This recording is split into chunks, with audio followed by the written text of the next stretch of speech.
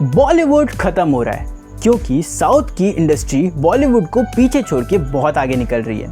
Regional cinema अब regional नहीं रहा, पूरे देश में पॉपुलर हो रहा है। So is this the end of Bollywood? आज की इस वीडियो में समझेंगे कि क्यों आखिर बॉलीवुड ने पहले साउथ की फिल्मों को और उनके हीरोज को रिजेक्ट किया, फिर कैसे उन्हें कॉपी किया और फिर कैसे उन्हें नेशनल सुपरस्टार बनते हुए देखा।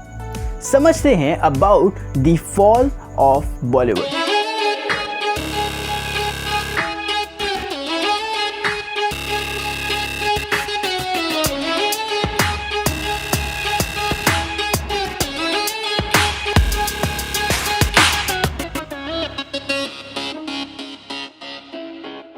Firstly let me tell you, Bollywood real नहीं है। लॉस एंजलिस में हॉलीवुड नाम की रियल जगह है, बट वैसा मुंबई में नहीं है। इनफैक्ट धीरे धीरे मुंबई की काफ़ी सारी इंडस्ट्रीज मुंबई से बाहर जा रही है। बॉलीवुड कोई जगह नहीं है, बॉलीवुड एक स्टेटस क्वो है। But if that's true, Mumbai film capital कैसे बना? पावर की वजह से। जब पूरे इंडिया में इलेक्ट्रिसिटी का प्रॉब्लम हुआ करता था, तब मुंबई में सबसे रिलायबल पावर हुआ करती थी। बंगाल में भी सेम सिचुएशन थी, इसलिए स्टार्टिंग में फिल्म्स बॉम्बे और कैलकाटा में बनने लगी। लेकिन आज ये इलेक्ट्रिसिटी की पावर और फिल्मों की पावर भी पूरे देश में डिस्ट्रीब्यूटेड है। पैंडेमिक से पहले हर साल इंडिया में 2000 फिल्में बनती थी, जिसमें से 20 साल पहले उसमें से आधी यानी कि 1000 फिल्में हिंदी में हुआ करती थी। रीजन सिंपल था, जिन फिल्म प्रोड्यूसर्स के हाथ में पावर थी, उन्होंने सोचा कि हिंदी के इस्तेमाल से हम ज़्यादा से ज़्यादा लोगों तक पहुंच पाएंगे। ज़्यादा लोग यानी कि ज़्यादा शोज, और ज़्यादा शोज यानी कि ज़्यादा पैसा। पैसा ही पैसा होगा। एक्टर्स कैसे होने चाहिए? गोरे, जिनकी हिंदी परफेक्ट हो। स्टोरीज कैसी होनी चाहिए? ऐसी जो बड़े बड़े शहरों में होती हो। जो भी एक्टर, जो भी स्टोरी इस फॉर्मूला में फिट नहीं होती थी, उसे रिजेक्ट किया जाता था। लेकिन ये फॉर्मूला कभी ना कभी तो पुराना होने ही वाला था। ऑडियंस वही घिसी पीटी कहानियां सुन के बोर हो रही थी। साल 2000 आते तक रिजेक्शन की ये कहानी इमिटेशन में बदल गई थी। साउथ की मूवीज का रीमेक हिंदी में बनना स्टार्ट हो गया। ऐसे एक्सपेरिमेंट्स में रिस्क कम था, क्योंकि ऑलरेडी ट्रायल एंड टेस्टेड कहानियां कॉपी करनी थी। जिन स्टोरीज को ऑलरेडी ऑडियंस ने पसंद किया था, जो स्टोरीज ऑलरेडी हिट थी, उन्हीं को कॉपी करके फिल्में बनानी थी।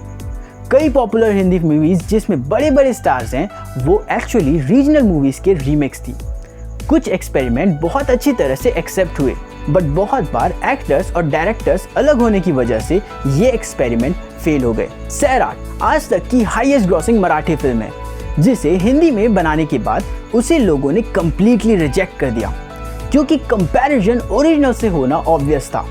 सैराट काफ़ी इम्पोर्टेंट थी, क्योंकि इस मूवी ने कुछ ऐसा प्रूव किया जो इससे पहले कभी नहीं हुआ था। नया डायरेक्टर, नई कास्ट और एक डिफरेंट लैंग्वेज को लोगों ने एक्सेप्ट किया। सिर्फ एक्सेप्ट ही नहीं किया, इस फिल्म के मराठी गाने को सुपरहिट भी बना दिया। सैराट जो सिर्फ 4 करोड़ की बनी थी, उसने 110 करोड़ कमाए। इस कहानी में हम भारत की सबसे बड़ी फिल्म को कैसे भूल सकते हैं?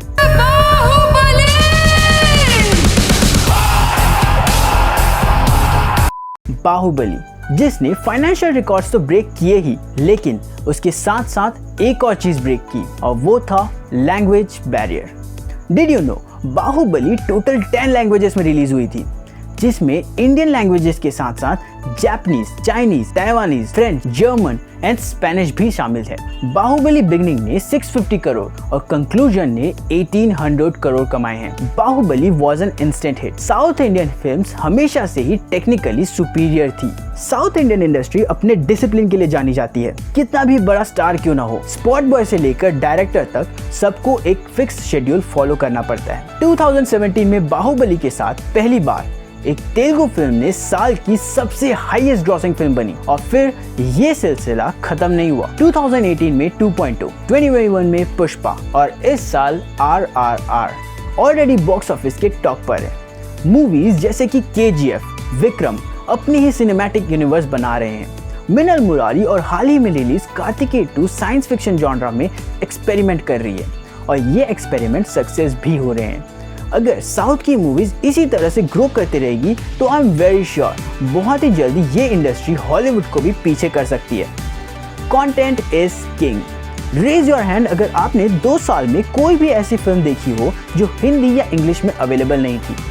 हम के ड्रामास भी देखते हैं एंड एनीमे भी, और मलयालम फिल्म्स भी इंजॉय करते हैं। आज की जनरेशन के लिए लैंग्वेज एक बैरियर नहीं रहा है।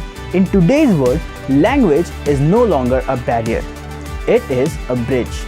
जहां 44% of the box office Hindi movies rule करती थी, वो नंबर आज घट के 27% हो चुका है। साउथ की फिल्में सिर्फ फिल्में नहीं होती, एक एक्सपीरियंस होता है जिन्हें थिएटर्स में जाके देखने का एक अलग ही मजा होता है। साउथ के एक्टर्स को वहाँ की ऑडियंस बहुत ही पागलों की तरह प्यार करती है, और अब वही प्यार उन्हें बाकी ऑडियंस से भी मिल रहा है। रीजन साफ है, साउथ की मूवीज का कंटेंट आपको उनके एक्टर्स के साथ कनेक्ट करता है।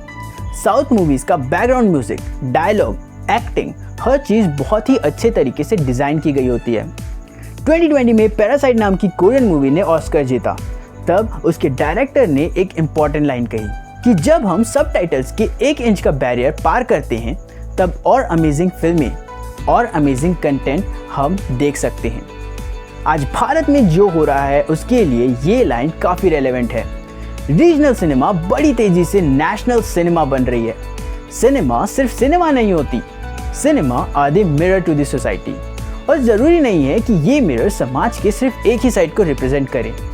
जिस सिनेमा को बॉलीवुड ने पहले रिजेक्ट किया, फिर कॉपी किया, और उसी सिनेमा को ओवरटेक करते हुए आज बॉलीवुड देख रहा है, ये चीज इनवेटेबल है और ज़रूरी भी। When I said Bollywood is over, मैं ये बिल्कुल नहीं कहना चाहता कि Hindi films are over, but मैं ये ज़रूर कहना चाहता हूँ कि एक फॉर्मूला जिसे हम सब तंग आ चुके हैं is finished. It is time for a change, क्योंकि हर टाइप की स्टोरीज लोगों तक पहुँचनी चाहिए, फिर वो किसी भी लैंग्वेज में क्यों ना हो। और ये इम्पॉर्टेंट बात आप तक पहुँचाने से मुझे फ़र्क पड़ता है।